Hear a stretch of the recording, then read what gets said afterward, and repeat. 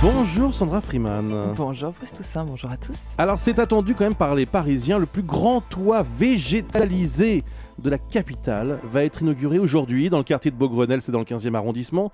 7000 m² de jardins suspendus, ça reflète la volonté de Paris de se mettre au vert, comme beaucoup d'autres grandes villes d'ailleurs. Et oui, plus qu'un souhait Bruce, c'est un enjeu réel. Près de 60% de la population mondiale vit aujourd'hui dans les zones urbaines et d'ici 2050, on devrait atteindre les 80%.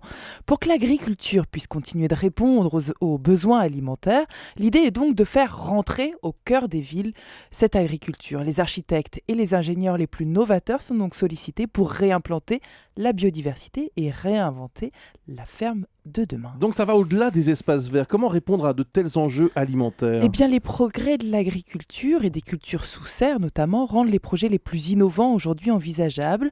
Le concept de ferme verticale s'impose. Par exemple, en France, la tour vivante à Rennes est à l'étude depuis quelques années. Elle prévoit 11 000 m² de logements et 8 600 m² de bureaux avec un environnement intérieur investi par la végétation et des capacités de production réelles, des dizaines de tonnes de tomates, de fraises et aussi des milliers de pieds de salade, le tout dans des bâtiments autonomes en énergie avec éoliennes et cellules voltaïques. On pourrait aussi évoquer d'autres projets en France comme la ferme musicale à Bordeaux, une cohabitation entre agriculture et lieux de culture et d'exposition.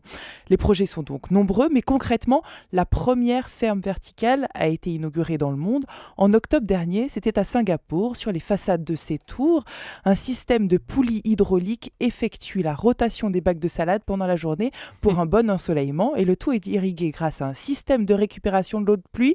Et désormais, cette ferme d'exploitation fournit un des supermarchés de la ville de Singapour. Il y a d'autres projets de fermes verticales qui vont voir le jour ? Oui, tout à fait, c'est la tendance. Il y a Vancouver qui vient d'être inauguré il y a quelques mois. Et puis entre Londres, Abu Dhabi, Las Vegas, certains projets sont innovants, d'autres visionnaires, d'autres futuristes.